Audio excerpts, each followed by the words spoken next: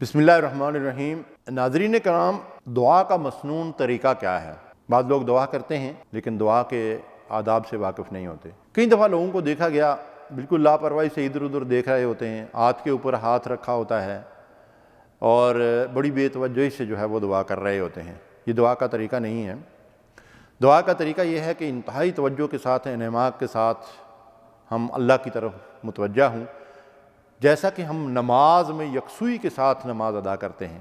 اس طرح اپنے دونوں ہاتھوں کو اپنے سینے کے سامنے پھیلا کر رکھیں، دونوں ہاتھ اس طرح جوڑ کر پھیلا کر رکھیں یا کھلے کر کے پھیلا کر رکھیں، اور ہماری نگاہ ہمارے ہاتھوں پہ ہو، جس طرح نماز میں سجدے کی جگہ پہ ہوتی ہے۔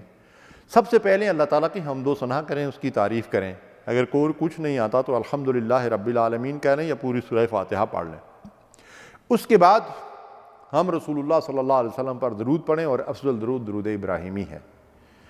اس کے بعد ہم اللہ تعالیٰ سے دعا کریں، پوری توجہ کے ساتھ اپنی نگاہ ہاتھوں پہ رکھیں، اللہ کی طرف متوجہ ہوں، اس سے اپنی حاجت طلب کریں، اس سے سوال کریں، اس سے مانگیں، اس سے فریاد کریں، اور اس رب سے لو لگائیں۔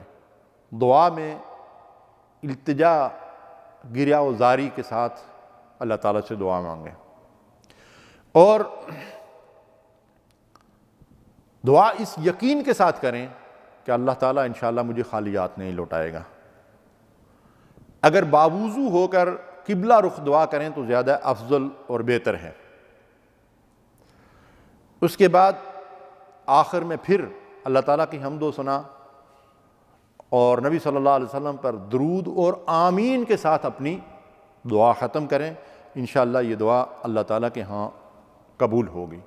دعا میں کسی انسان کو، بالخصوص مردوں کو، وسیلے کے طور پر اللہ کے حضور پیش کرنا سنت سے ثابت نہیں ہے۔ اللہ تعالیٰ سے دعا مانگنا چاہیے۔ انبیاء اور رسولوں کی جتنی دعائیں قرآن کریم کے اندر موجود ہیں، نبی صلی اللہ علیہ وسلم نے جتنی دعائیں سکھائی ہیں، ان میں ایسا کوئی ذکر نہیں ہے، تو اللہ تعالیٰ سے دعا مانگنا چاہیے۔ اللہ تعالیٰ سے دعا کرتے ہوئے اپنی آواز کو پست رکھنا زیادہ پسند کیا گیا ہے، اور دعا دراصل ایک انفرادی عبادت ہے۔ جہاں اجتماعی ضرورت ہوتی ہے، اجتماعی مصلحت ہوتی ہے، وہاں اجتماعی دعائیں کی جاتی ہیں۔ مثلا خطبہ جمعہ کے آخر میں، خطبہ عیدین کے آخر میں اجتماعی دعا کی جاتی ہے، اور اس دعا کی اہمیت یہ ہے کہ رسول اللہ صلی اللہ علیہ وسلم نے اس دور میں عیدگاہوں کے اندر نماز پڑھی جاتی تھی، وہ خواتین جو حیض نفاس کی وجہ سے نماز میں شریک نہیں ہو سکتی، ان کو بھی رسول اللہ صلی اللہ علیہ وسلم نے فرمایا کہ وہ عیدگاہ تشریف لائیں اور خطبہ بھی سنیں اور اجتماعی دعا کے اندر شرکت کریں۔ سبحان اللہ۔ اسی طرح استسقاء کی نماز پڑھی جاتی ہے تو اس میں اجتماعی دعا ہوتی ہے، لیکن بعض مواقع ایسے ہیں کہ ہمارے ہاں کچھ رواج سا بن گیا۔ مثلا فرض نماز ختم ہوتی ہے تو امام صاحب اونچی آواز سے دعا کرتے ہیں، سارے مقتدی آمین کہتے ہیں۔ اس کا کوئی ثبوت کسی ضعیف حدیث سے بھی وہ ہمیں نہیں ملتا ہے۔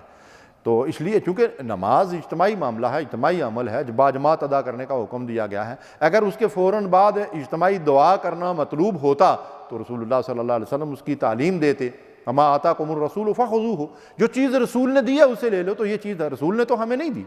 اسی طرح بعض لوگ نماز جنازہ ختم ہوتی ہے، جبکہ نماز جنازہ خود وہ دعا ہے، تو اس کے فوراً بعد وہ پھر وہ اجتماعی طور پر دعائیں شروع کر دیتے ہیں، تو یہ بھی دعا وہ سنت سے ثابت نہیں ہے۔ بعض ہمارے ہاں فرقے اور بعض مکتب فکر یا بعض مسلک کے لوگ یہ دعا پہ بڑا اصرار کرتے ہیں نماز جنازہ کے بعد۔ ان کے مسلک کے علماء وہ سر پہ قرآن رکھ کر الفاً یہ کہہ رہے ہیں کہ یہ سنت سے ثابت نہیں ہے، لیکن پھر بھی اس کو چھوڑنے کے لیے تیار نہیں ہے۔ البتہ یہ ہے کہ تدفین کے بعد قبر کے اوپر وہ دعا کا ثبوت وہ ہمیں ملتا ہے۔ تو اس طرح ہمیں چاہیے کہ جب ہم دعا کا اہتمام کریں تو دعا وہ سب سے پہلے الاقرب فالاقرب کا اصول ہے دعا کے اندر، پہلے اپنے لیے، اس کے بعد اپنے والدین، عزیز و اقارب، آل اولاد کے لیے، بہن بھائیوں کے لیے، اقربا کے لیے، اور پھر عامۃ المسلمین کے لیے وہ زندوں اور مردوں کے لیے دعا کرنا چاہیے۔ دعاؤں میں زیادہ مؤثر قبولیت کے لیے وہ دعائیں ہیں جو رسول اللہ صلی اللہ علیہ وسلم سے سنت سے ثابت ہیں۔ اور اگر وہ دعائیں ہم عربی زبان میں کریں تو کوشش اس بات کی کرنی چاہیے کہ ان کے معنی اور مفہوم بھی ہمیں معلوم ہوں۔ تو دعا کا یہ مسنون طریقہ ہے، ہمیں چاہیے کہ اس طریقے سے دعا کریں تاکہ اللہ تعالی ہماری دعاؤں کو قبول فرمائے۔ وآخر دعوانا الحمدللہ رب العالمین۔ صلو علی